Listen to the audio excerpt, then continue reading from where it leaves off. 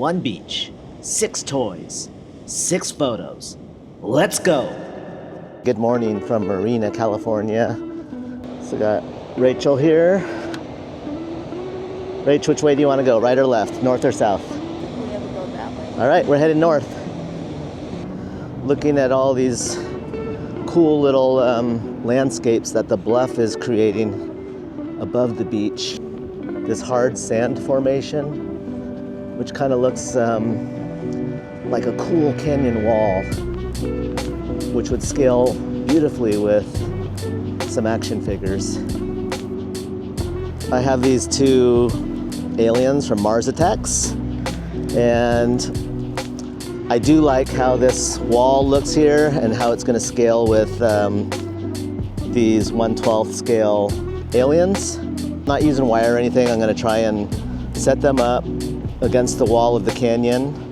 Try not to disturb the sand too much, like with footprints or anything like that.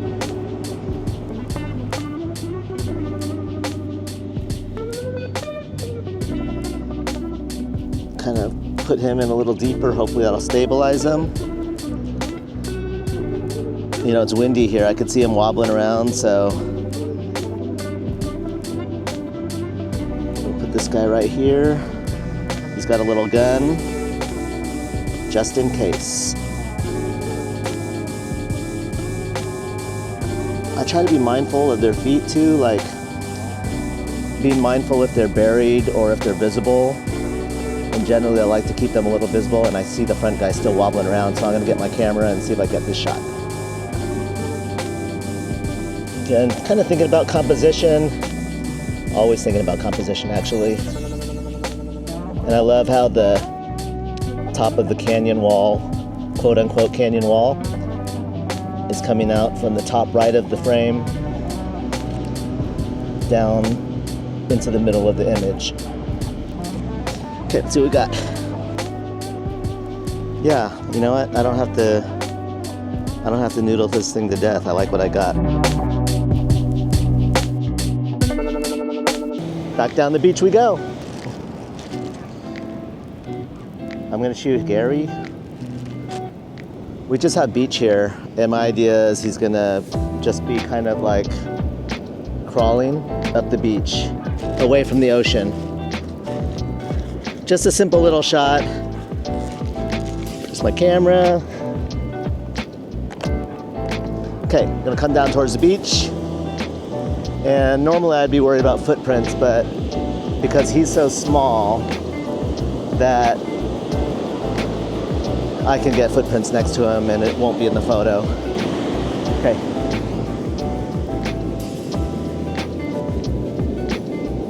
Maybe we'll do a crooked line like snails often do.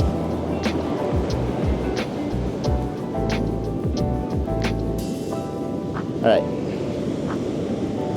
Oh, and we'll make it go up this way a little. There we go.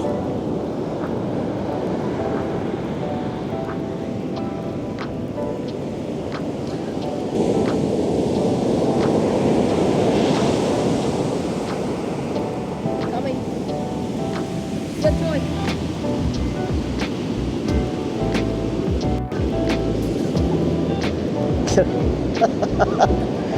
I think I got it. Camera first, toy later.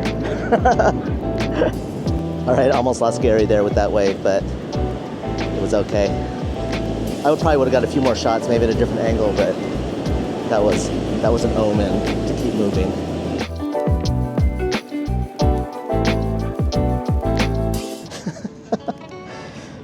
This little Robin character is not meant to go with Adventure Kermit.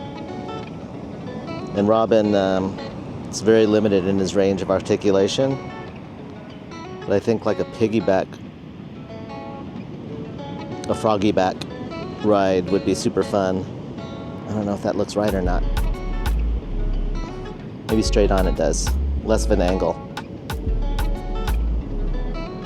We'll try it. You know, I brought my Canon R6 and one lens. This isn't even my camera bag, it's just my hiking backpack. I'm just trying to get this all figured out, you know, because I do plan on going hikes, bringing my camera gear, and kind of continuing the series while on these hikes. So this is all really good experience in figuring out what works and what doesn't. You know, when you're out like this or even shooting in the studio, it's always good to give yourself options if it's possible. And it definitely is possible here because I'm not on a tripod. It's easy to move my camera around. I like how it is coming, extending from the hill directly into blue sunshine with the kind of looks like a canyon wall in the background. If you go higher up, you get a better view of angle of Robin's face. You go down, it's more of an upward view, which I kind of like actually. Makes him look like he's even higher up than he is. And I think we're about done. We'll keep moving down the beach. Okay, I just took out another toy. It's SpongeBob, just like a little SpongeBob. He's on a surfboard or a snowboard, or in this case a sandboard. And I just looked around to see if there was any, he already did some surfing, but I looked around for something that looked like a wave, and I felt this shape here kind of looks like a cool wave. So I'm going to reset him up where I had him. It'd be cool if the tip of his board was actually coming off the top, which is asking a lot, actually. There we go.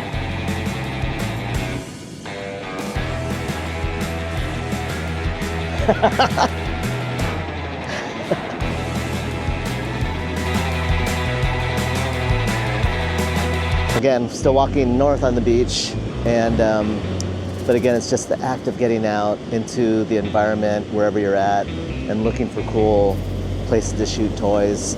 I think it's a really important exercise because it helps you see in a different way.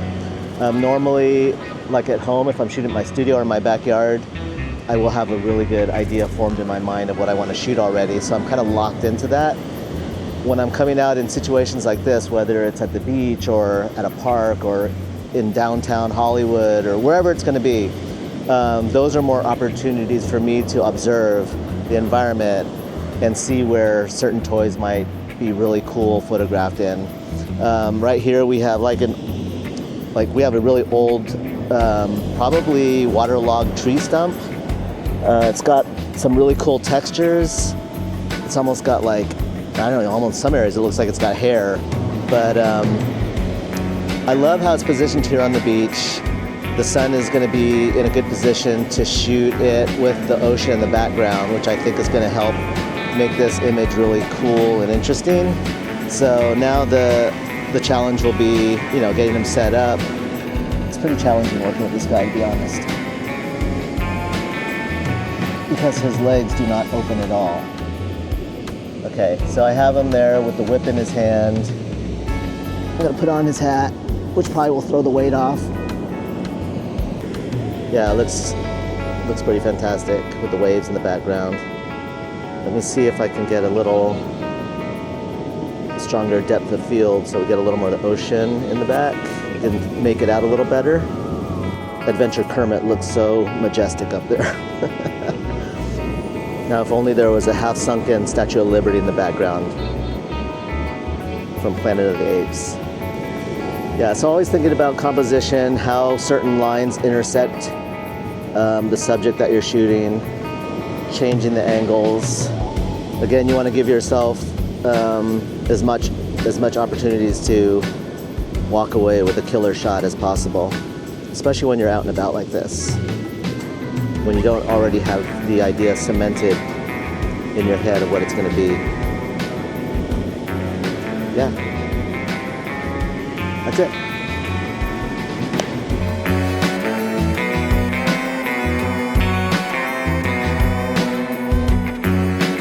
And that is north. We'll just go a little more and see what we see and turn back around. These guys, they're resting in footprints. Must be a little comfy and sheltered from the wind, maybe. Sorry to disturb you. So I think this is going to be our last shot for the day. We walked probably 1.5 miles or close to it. I have a Mr. Krabs here, and we were walking, and I was looking all over, and Rachel goes, "What are you looking for?" I'm saying, "I'm looking for a crab claw." Then like 10 seconds later, she comes up to me, "You ask and I deliver." So there it is. And that's a perfect little crab craw for this story I'm going to tell. So I'm going to come over here and away from the ocean because it's just flat there. I just want a little bit more of an interesting background. So I might use something over here towards this grass. I'm going to try next to this log here. It's just a moment of silence for a fallen crab. So as I kind of clear the area, that's something you guys want to, it's something I learned when I was photographing weddings, is you want to try and set the scene as cleanly and carefully as possible so you don't have to, you know, you won't have a surprise later when you get it in the computer or when you're editing and it's like, oh my gosh, I didn't realize that was there. Perfect. I think that's going to be it for this walk, unless on our walk back we find something that's irresistible to shoot. But yeah, I think this is it.